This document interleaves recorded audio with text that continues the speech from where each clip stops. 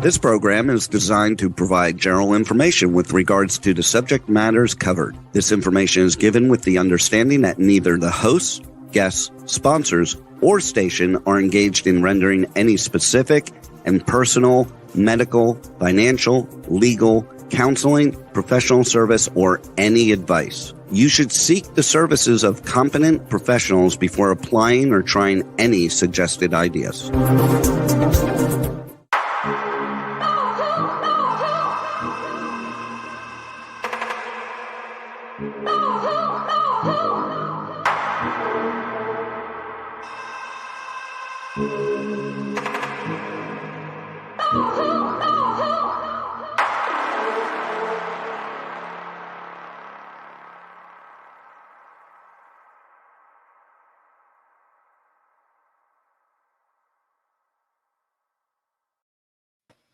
Good morning, Truth Seekers. Welcome back to Hit the Road, Jack, Finding the Zodiac. This week, we're going to introduce you to Dennis Kauffman, my client, and the documentary that he made in regards to his evidence with Jack Tarrance as the Zodiac Killer. A couple things from last week, some criticisms or even some interesting thoughts provoked by friends that have watched the podcast. One of them believes that there's a possibility there is a trigger with the military for Jack Tarrance that kind of triggers his rage and sends him into some of these sprees. We do see him actively killing during times of the military, but when he is mustered out or he is sent home, we see a large killing spree that takes place. So I thought that that was interesting for that individual to note. Also, another individual had stated that they believed that he was using his letters as communications to journal his activities, which that I absolutely believe and something I've believed for a very long time. So let's go ahead. We'll get this documentary going. It is going to last approximately 55 minutes, which means we'll run over into it next week, but we will get that finished and move back on to Texarkana. Everybody enjoy.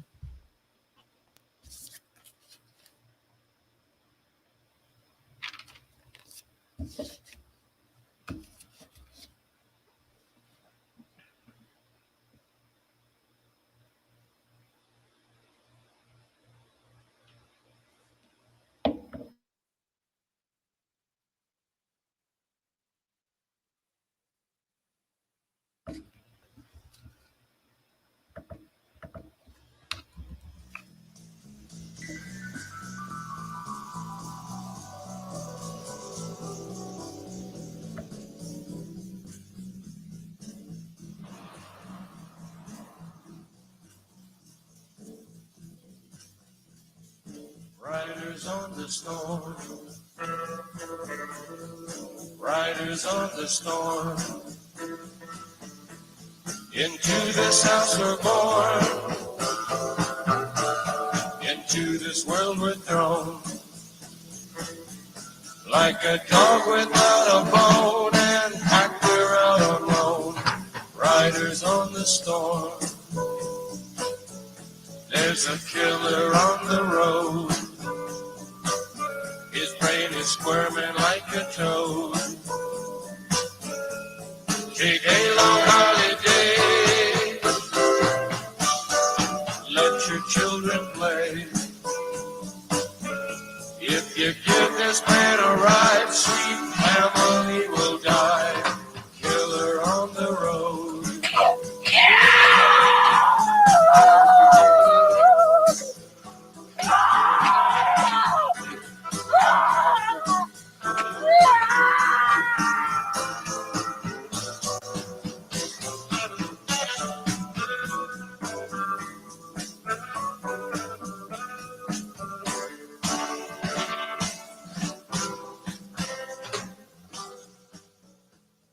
The two victims were ordered out of the car and shot out of the car. Around San Francisco, the name Zodiac evokes darkness. Scary, and the murders are real. 4 decades have done nothing to lessen the brutality of his crimes. 5 point-blank executions by bullet and blade. There were multiple victims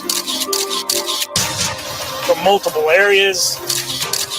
For 2 years, the Zodiac killed, Police are now convinced that it was the killer of a San Francisco cab driver who sent in a swatch of bloody cloth with a letter to the San Francisco Chronicle. Taunted police in a string of letters to local newspapers. The Zodiac would write letters to the editor bragging of his exploits. Dear editor, this is the Zodiac. Then disappeared. Zodiac's identity has become the holy grail for a dedicated band of amateur sleuths. Over the years, thousands have taken up the hunt. We went hunting with a few of them. Hello! None more memorable than Dennis Kauffman. For him, unmasking the Zodiac is not a profession, but an obsession. I realize that a lot of people come forward and just claim to know who the Zodiac is, and that makes it very difficult for me because the bottom line is I really do know who the Zodiac is. 1971 to 1974. Dennis Kauffman spent 8 years building a circumstantial case against his stepfather. He claims even accounts for the Zodiac's disappearance. Because we moved to Minnesota, then to Texas, and then back here. It started a month later. DNA tests are being done on letters and envelopes sent from Jack Tarrance. They're not telling me everything either. All I know is that they want more items, so that's what we're doing. The FBI not closing the books on attempts to identify the Zodiac, the serial killer from the 1960s. Tonight claims there's a new connection between the FBI suspect and the Zodiac. Chris Pickle is live in the CBS 13 newsroom with the new developments. You've been following this one closely. Yes, I have. And a local document examiner now says she has been able to link the two, and that is all there in black and white. I told him it was purely an entertainment value that I would even take a look at it. A case she wasn't interested in turned intriguing. Forensic document examiner Nanette Bardo let a pile of handwriting samples sit on her desk for 2 months. Once she started going through them, instead of discounting a connection, she reached a conclusion she never expected. My opinion, Jack is indeed the author of the Zodiac letters. Jack. Zodiac, a name that terrorized Northern California for almost a decade. He would murder and then write to Bay Area newspapers taking credit for his crimes. There have been many people over the years that have came forward claiming to know the identity of the Zodiac Killer. It seems to be an obsession for people all over the world, and it only seems to grow with time.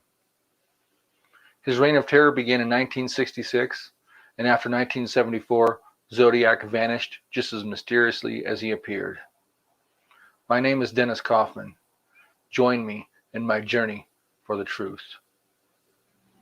My name is Stephen Dewhurst. I'm an associate professor at Northern Arizona University.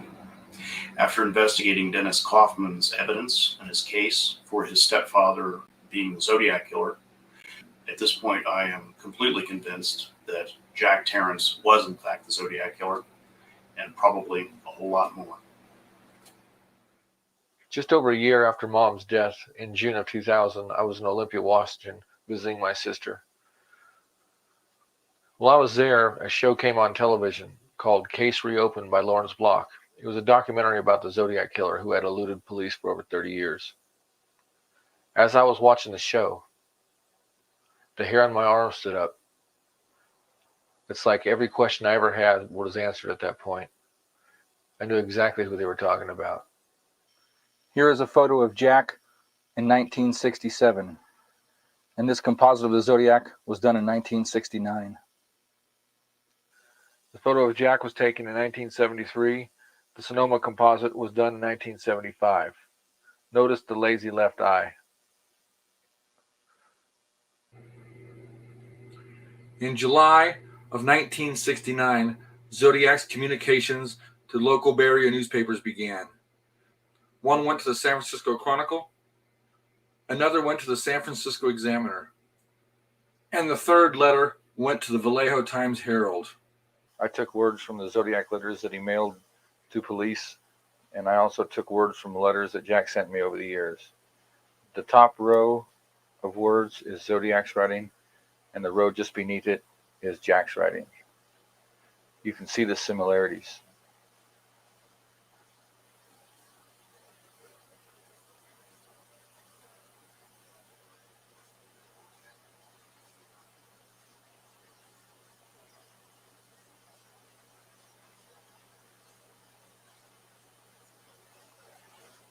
The only difference I noticed in the writing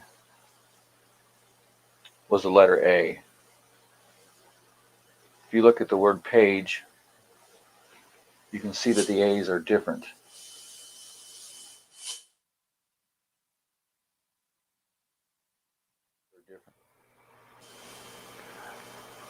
Jack sometimes forgets and writes the letter A like he did on the Zodiac letters.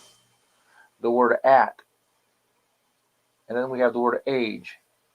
Both of those A's are written like they are on the Zodiac letters. Then you have the word dad, which is Jack's normal style of his A. Zodiac's writing, we find the odd splitting of words.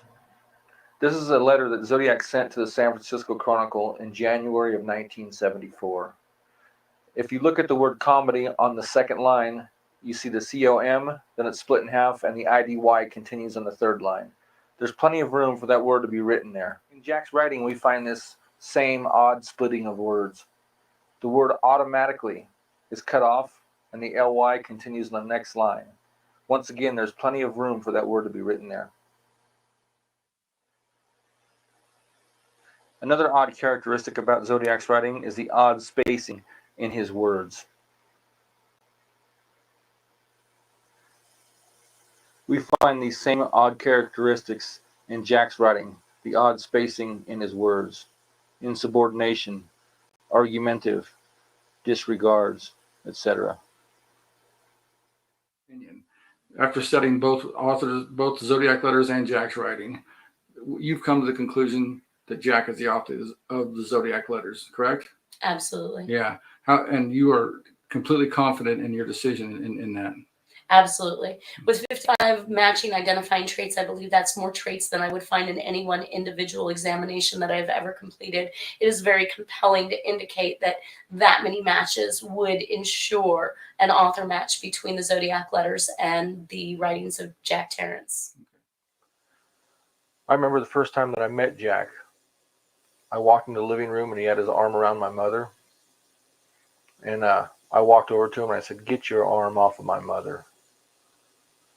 Well, he looked at me and he says, "We need to have a talk." So he took me in the bedroom and he gave me a whooping. And he said, "Listen," he says, "I don't want to be here any more than you want me here, but I have no choice."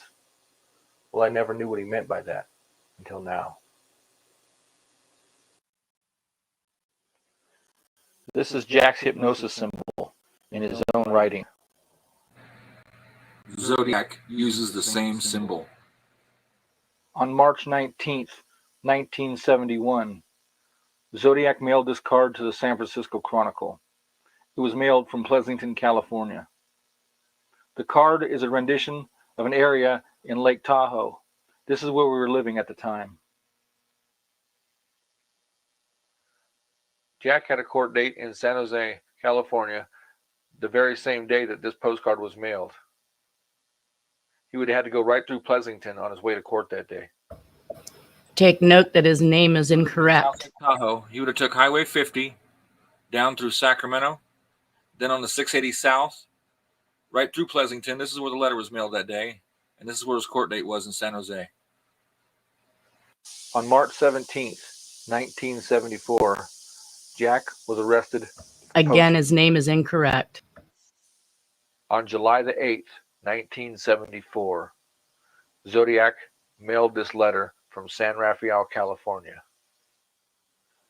Just 2 days after this letter was mailed, on July 10th, 1974, Jack was sentenced to 30 days in the county jail for his poaching incident. This is the first time that Jack had done any jail time. Zodiac was never heard from again.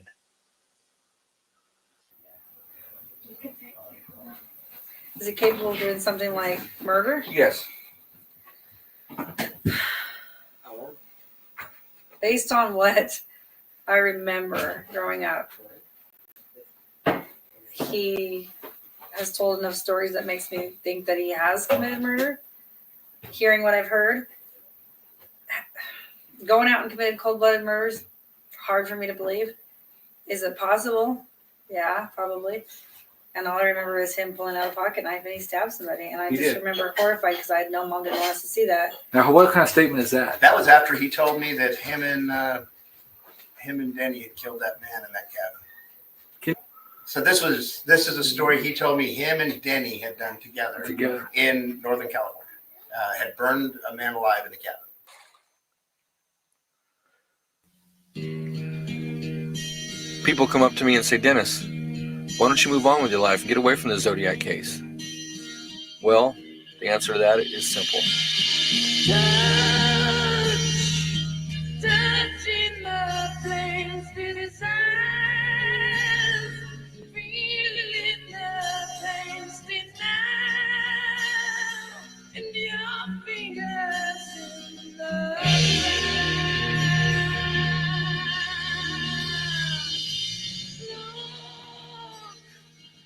look in the candlelight.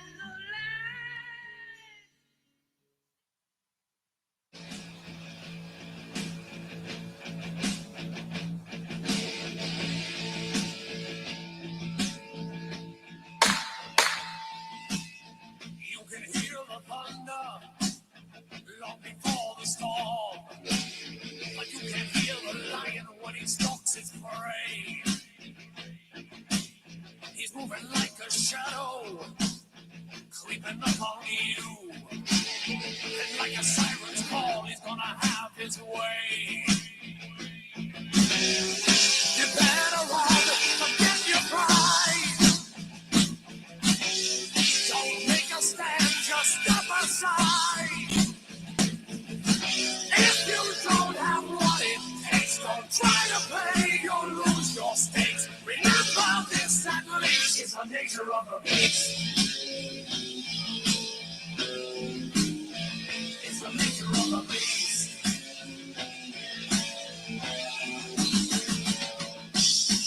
You will hear a footstep coming up on you, moving like a snake, he's in complete control. This killer knows his business, he is the predator. You are his only target, you're his only goal. What will you say, what will you do? Your wildest nightmares coming true. There is nothing you can say, no way to change, he won't delay. This game will have his feast, it's the nature of the beast. It's the nature of the beast.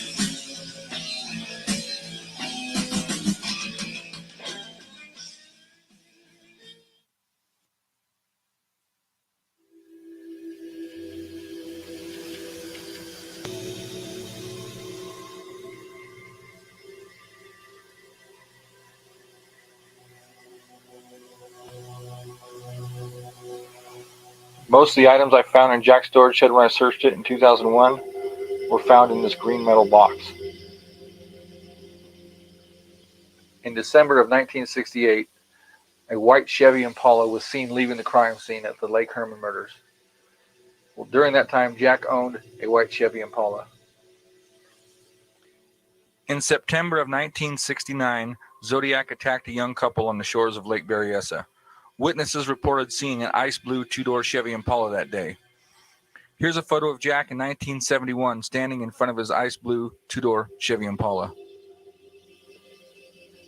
This is Jack's hypnosis symbol in his own writing. Zodiac uses the same symbol.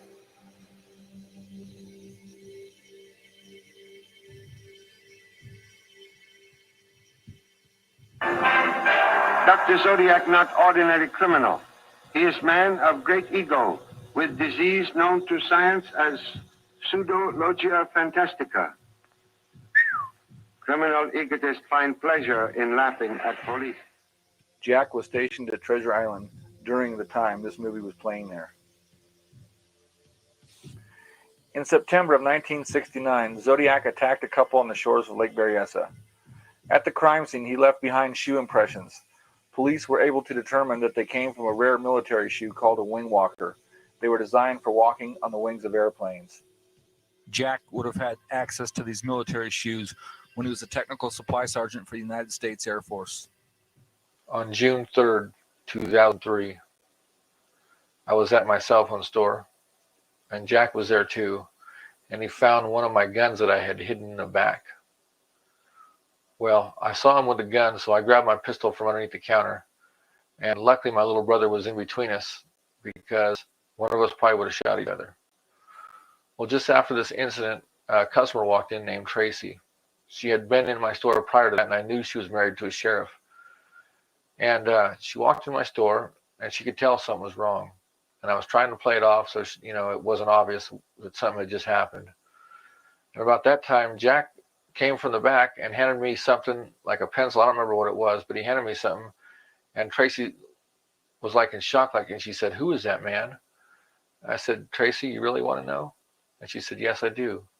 So I told her. And she left. And there was 3 Sacramento sheriffs at my store within 20 minutes that she had sent down there. And they interviewed Jack. And this is her story. At the display, I noticed there was a man standing at the door, the back door, and he was just staring at me. And I looked up and I said, "Hi, how are you?" And he just looked at me. He had no expression on his face whatsoever. It was very eerie, to say the least. So Dennis was saying, "Tracy, could you please go get Ralph?" Ralph is your ex-fiance. He's a deputy sheriff. And I said, "Yes, I will, but what's going on here?" And it was very weird. It was very scary. And I went to the parking lot out of my car and I called a news channel. I can't remember if it was 13, 3, or 10, but it is on file. Yes. And I said, "Are you close to a sheriff's station?" I said, "Well, yeah." I drove to the service center. I walked in and the lieutenant was in there and I asked him, "Please go to the back with me." They all met me followed me to the back.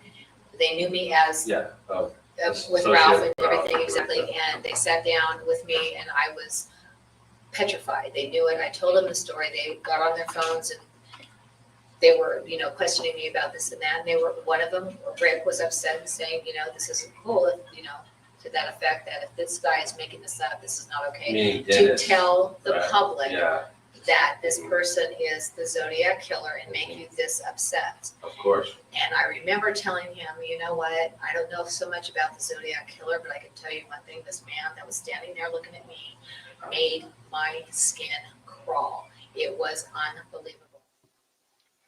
In February of 1999, my mother just had her leg amputated from just below the knee down due to diabetes. Well, after she had her leg amputated, I noticed a red spot. It looked like it might be getting infected, so I didn't want to take any chances. So I talked her into going to the hospital and having it checked out. When we arrived at UC Davis Medical Center in Sacramento, the doctor agreed that she needed to stay for a few days to watch it, make sure there was no infection, make sure the infection went away. Well, while she was in the hospital, she was there for about 3 days, and the doctor said she's okay to go home. So we said we'd be there the next morning to pick her up, to take her home. And the next morning, she was found on the floor in a coma. Nobody knows what happened. While my mother was on life support, I went to the hospital to visit her, and to my surprise, I was wanted for terrorist threats that I did not make. I was barely able to make it out of the hospital without getting caught. So I sent my girlfriend Joy back down there to see what was going on. Come to find out, Jack, my stepdad, had called the hospital and said it was me, and he threatened to kill the security guards. I was wanted for terrorist threats. And my mother passed away before I was able to clear that up. Okay. Well, I was in Washington, and we were visiting Charles, and Jack called me into his room and said, "Mary," he says, "I want to ask you something, and I want to know if you..." And I said, "Well, Jack, all you have to do is search your conscience, and if you have a clear conscience, then you don't have to worry about anything." The plan for Zodiac's bomb came from the schematic of a UP-15 teleprinter. These machines are used by ham radio operators. Jack was a ham radio operator. The bomb diagram on the left is Zodiac's diagram, and the bomb diagram on the right is one that I found in Jack's storage when I searched it in 2001.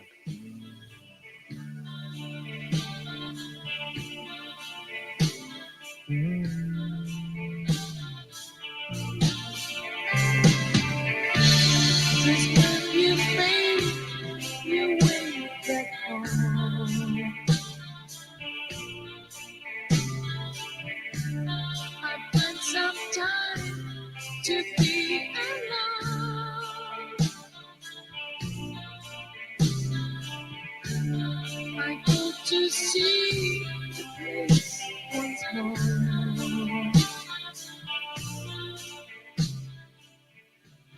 Zodiac case, we have 3 different composites from 3 different counties. We have the San Francisco composite that was done in 1969. Then we have the Sonoma County composite that was done in 1975.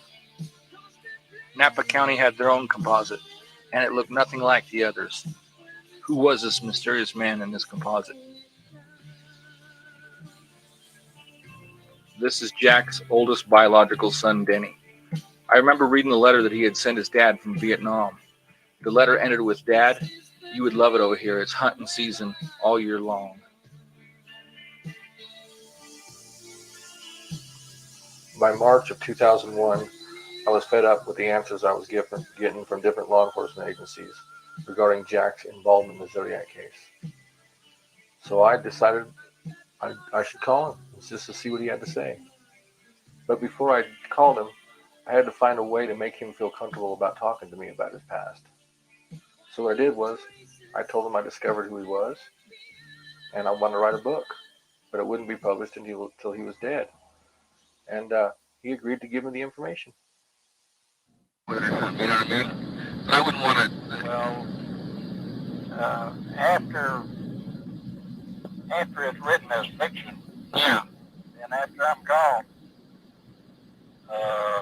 which some days I don't think it'll be long. Some days I feel like it'll be a long time. Yeah, 20 years from now, huh? Yeah, right. Right. I understand. I don't want to put anything out there that's going to bring a prosecution before you're gone. You know, that's not my intention. You know?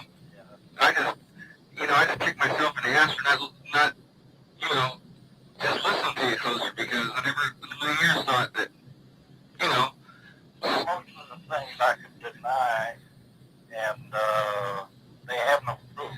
Right, it could just be like circumstantial. Yeah. Right. Right. I'm not too worried about it. It's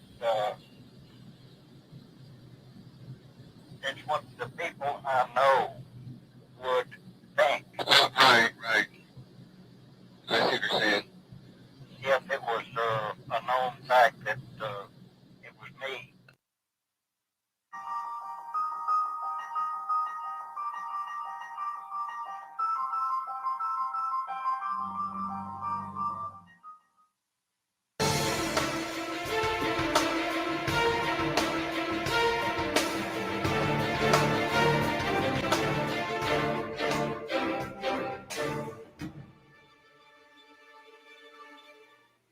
On March 13th, 1971, Zodiac mailed this letter to the Los Angeles Times. It was mailed from Pleasanton, California. It says, "This is the Zodiac speaking. Like I have always said, I am crack-proof. If the Blue Meanies are ever going to catch me, they had better get off their fat asses and do something, because the longer they fiddle and fart around, the more slaves I will collect for my afterlife. I do have to give them credit for stumbling across my Riverside activity, but they are only finding the easy ones. There are a hell of a lot more down there. The reason that I am writing to the Times is this. They don't put me on their back pages like they did some of the others. San Francisco PD 0, Zodiac 17+.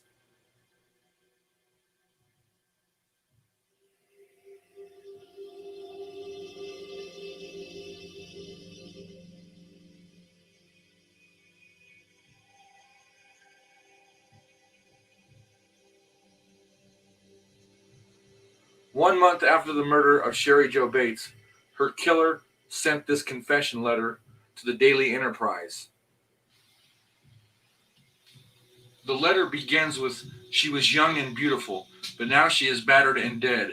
She is not the first, and she will not be the last. The killer claimed that he plunged the knife into her and it broke. Police also described the knife as being about 3.5 inches long by 1/2 inch wide, with a broken and bent tip. Well, this is a knife that I found in Jack's storage shed when I searched it in 2001.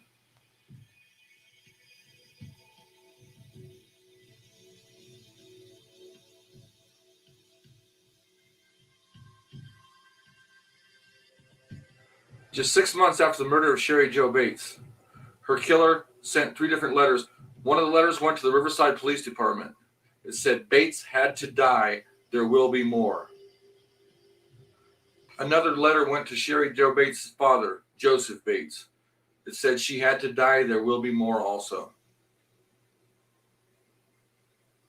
And the third letter that was mailed in April of 1967 went to the Press Enterprise in Riverside. Communications to local Bay Area newspapers began. Just like in Riverside, he sent 3 different letters.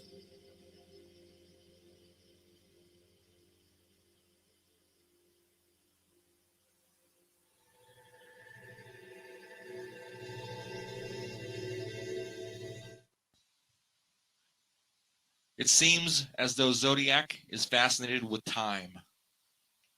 Zodiac sent a map of Northern California to Bay Area newspapers, and over Mount Diablo he put his infamous symbol. But if you notice in his symbol, you see a 3, 6, and 9, just as if it was a watch face. This is the watch that was found at the Sherry Jo Bates crime scene in 1966 in Riverside, California. The murder took place at about 10:30 p.m., but this watch was stopped at 12:23. If we use Mount Diablo as the center point for the clock hands, the murder of Sherry Jo Bates would be at 12:23.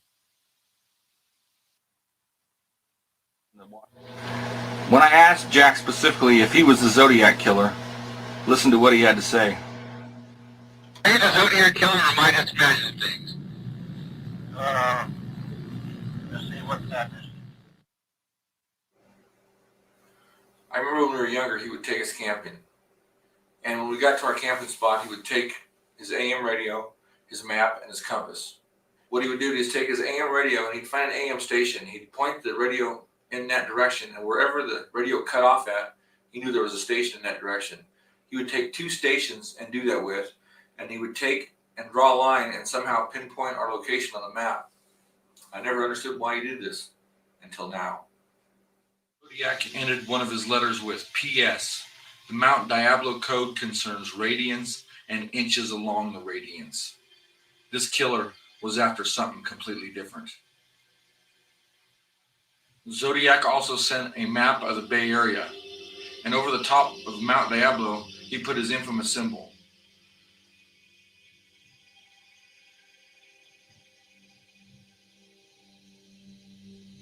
Zodiac mentioned the word radians in his letter.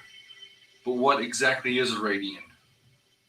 A radian is an angle of 57.3 degrees.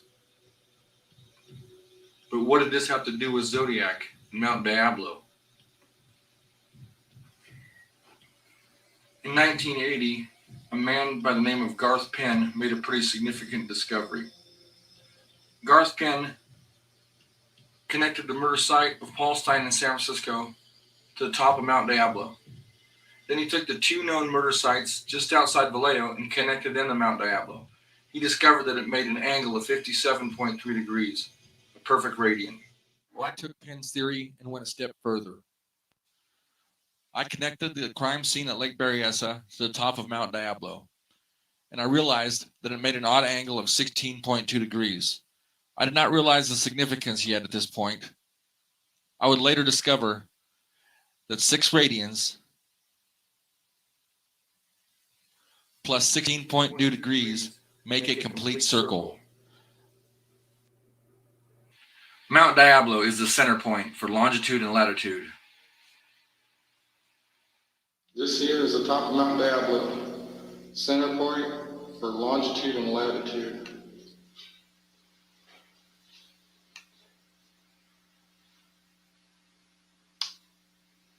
Here's Here's the center point.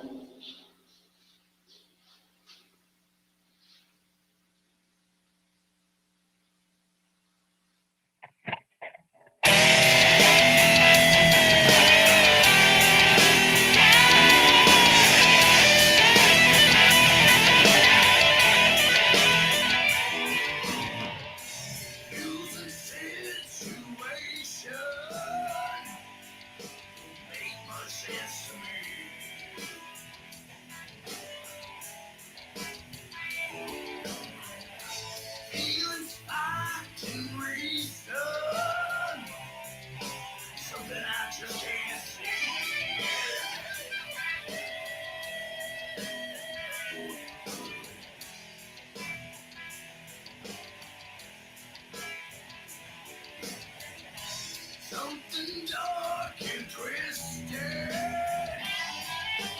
coming forth and grow.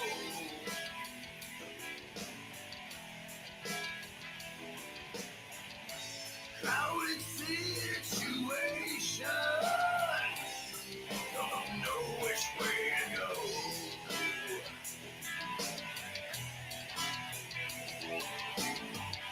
But if you want to climb the mountain, sail the storm of the sea. If you want to walk through the valley of the shadow of death, baby, take a ride with me.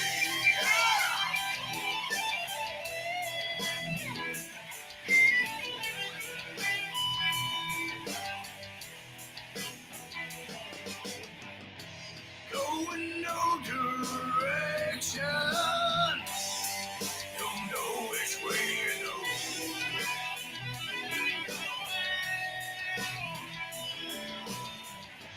Gotta choose a road now, push has come to shove.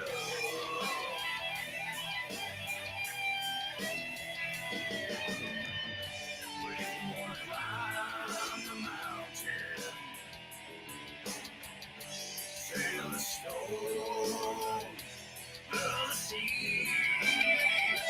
If you wanna walk through the valley of the shadow of death, baby, take a ride with me.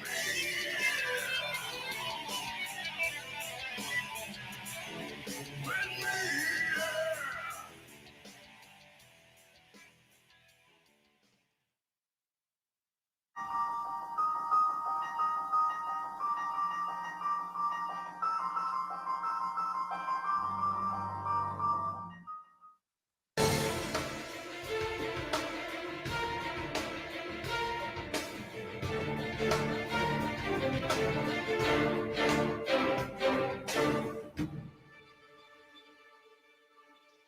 Probably the most famous of San Francisco homicide cases in terms of unsolved cases is the Zodiac case. And literally every day we receive some type of notification, a message in the mail or a phone call. Now we even get email messages regarding this case. And so it was decided that the case would be reactivated and assigned to an active homicide team. There's a subset of the population that is obsessed with the case. To some, it's like a religion. Yeah, appreciate it.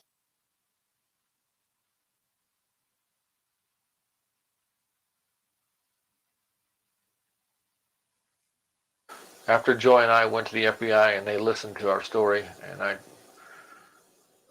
turned Jack in, we both went back to our storage shed, and we just kind of was very sad because at that point I thought I was going to be putting Jack in prison. And my younger brother, Jack, was his real dad, and he had just lost his mother. Now I was going to be taking his dad away from him too. Then the reality hit of what was really going on, I think, at that point. After about a year of dealing with the Zodiac thing, my girlfriend Joy couldn't take anymore, so she moved up to Washington State with her aunt and kind of got her own life going. I stayed behind because I had to work on the case. I felt obligated.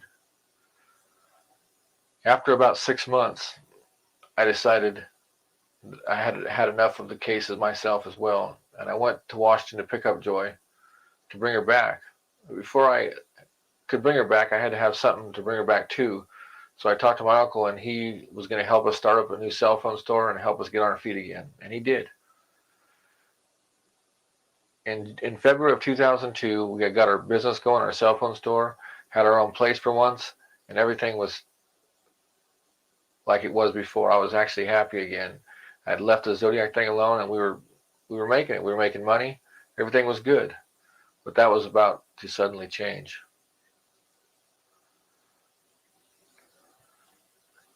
Our business had been successful. Our first month, we were doing really good. We had our own place, and everything was good. And out of the blue, Jack shows up at our front door from Texas. And I told him, Jack, you can't stay here. And he talked me into letting him stay one night. And the following day, he was to go to his brother's house. It was just down the road, his brother Don. And my biggest mistake was letting him stay that one night. After we all went to bed, we heard banging on the walls. And Jack was banging on the walls, and the neighbors were banging back. And we were afraid we were going to lose our place that we'd just gotten. So I couldn't take anymore. I called the cops on Jack and told them that I wanted this man out of my house. Well, the cops took Jack outside and talked to him, and it wasn't but 2 or 3 minutes before he had him convinced that he had dementia.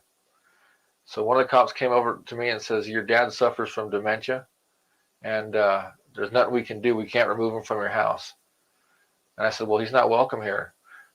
Then the police officer proceeded to tell me that not only can we not remove him from your house, if you kick him out, we're going to charge you with a felony for abandonment of an elderly person. At this point, I'd had enough. I went up to my room and I grabbed my pistol. I couldn't take any more. He was not going to ruin my life again at this point. And Joy wound up running out the front door, and that was the last time I seen her. And now I'm stuck living with a man that murdered my mother. And all of a sudden, my life has did a 180-degree turn. Arthur Lee Allen did not donate the biological material that was recovered from the stamp or the Zodiac correspondence that yielded this result. When you write, you rest the heel of your palm, a very characteristic part of it, on the paper. And people in those days weren't really aware that you could leave a palm print and that it could be identified. They knew about fingerprints, but the public really wasn't that aware of palm prints. They were able to obtain palm prints from Arthur Lee Allen. It was compared to the one that had been developed earlier, and they don't match. That is not Arthur Allen's palm print. I worked with several law enforcement agencies on this case, trying to bring Jack Tarrance to justice.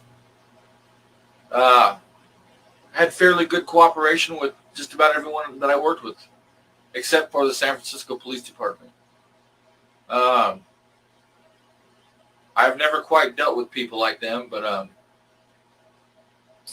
it's not a good thing when you're dealing with a murderer to be more worried about getting the credit for something. You need to get this man off the streets. That should be number one priority, not who gets the credit for doing it. The options are this: identifying or eliminating a suspect as the Zodiac Killer. Tonight, CBS 13 has uncovered a major roadblock in the FBI's investigation. It's a lack of cooperation, not from a person like you might imagine, but from a police department. Chris Pickle is in the newsroom with these new developments. Well, the FBI began collecting DNA evidence last year, and now we know why there are no results. The police agency that has most of the original evidence isn't sharing. Does it look like someone intentionally altered the letters? Absolutely. Dennis claims the changes began to appear after he showed his stepfather's handwriting to the San Francisco Police Department in 2001 and posted samples on the internet. The team has uncovered what has been slowing down the FBI's investigation. The San Francisco Police Department. The FBI has been asking since 2000 for 9 years to see the department's evidence.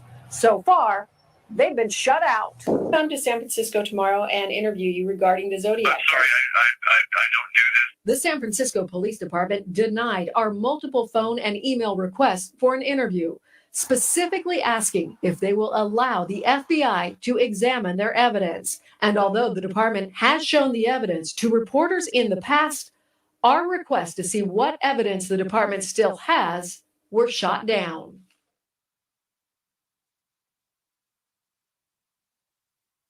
You know, it kind of annoyed me. You know, as I told them initially, our laboratory was committed to a 30-day turnaround time. Right. So we would have been so much further ahead than where we are now. Absolutely. But, you know, everyone, because it's such a high-profile deal, right, everyone wants to be the one, you know, to say, I was the one who solved this. You know, Right. This was my case, and none of them. Right. And, you know, and I don't think also saying that, hey, everybody work together to solve it, and everybody's, you know. That's right. You know, what's wrong with that? And you know, you run into this every now and then with these petty cops. I'm sure you do. The real person is you. Right. So there wasn't anything that Kelly Keller did that identified this guy as the Zodiac. It was because you had done your homework and you brought it in here. Right. So.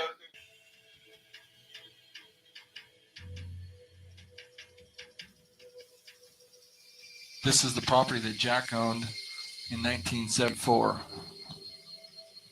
My partner Robert Manor and I decided to revisit this place and just have a look around and just see if we noticed anything.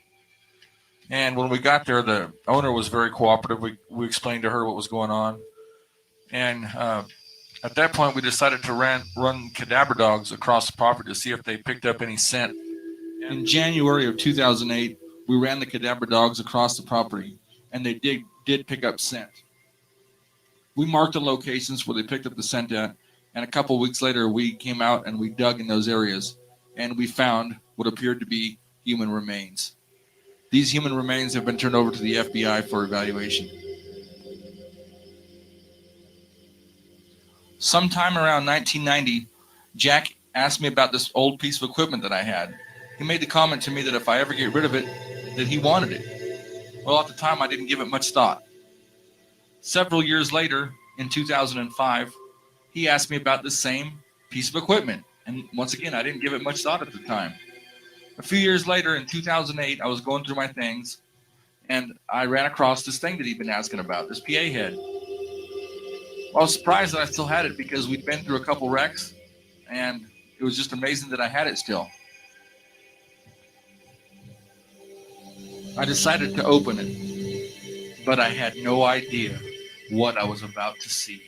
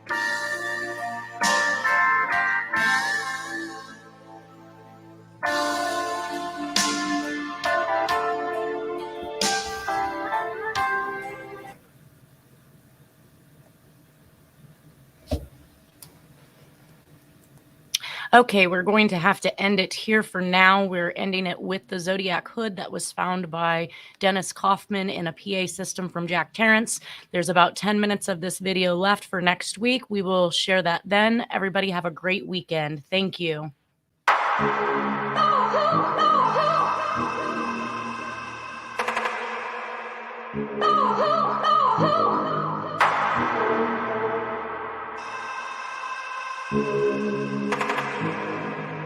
Oh,